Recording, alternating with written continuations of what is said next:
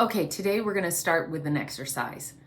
I want you to take in a breath with your mouth and listen very carefully. Did you hear this? Or maybe even subtler. Maybe it was more. But you still heard yourself take a breath, right? This is an issue for vocalists because you do want to have what's known as a silent breath. It means that when you can hear yourself take a breath, it means that your tongue is obstructing your airflow. So how do we solve this? Well, it's important to remember that the tongue needs to go down in the back, even when you're breathing, not just when you're singing, but when you're taking in breath as well.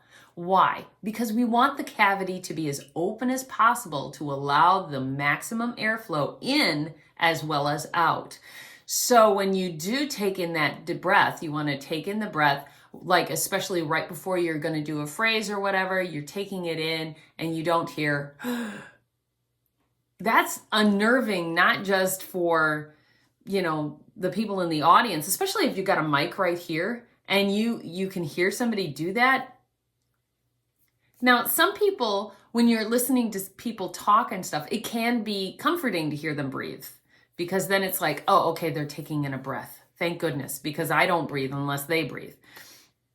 But when you're singing, you do really want to keep this cavity as open as possible and as relaxed as possible. So let's talk about how we do that. Now, one of the ways that, we get into that is to do those yawn sighs that we talked about in previous episodes.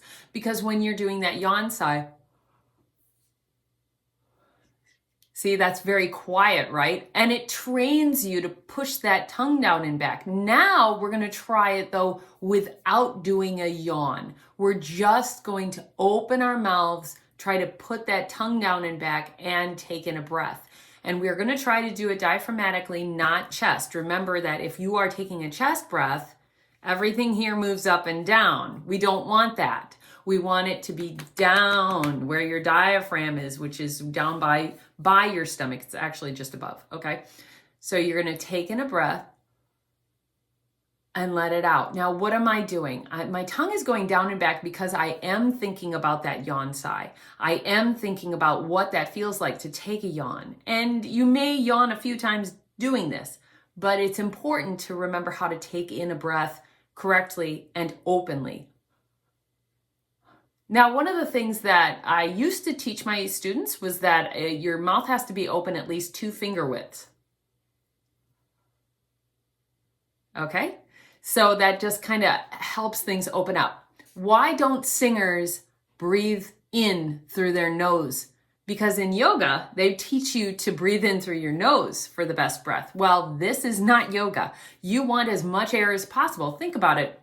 This is like having 2 straws. That's not enough space.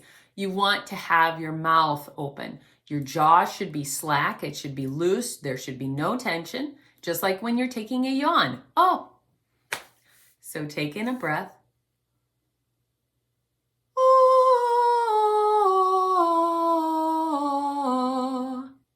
And take in a breath.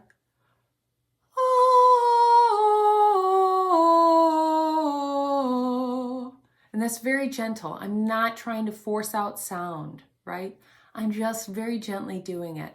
So now you can kind of see why that's very important, especially if you're going to be singing something that requires a lot of airflow. You want to have it as open as possible.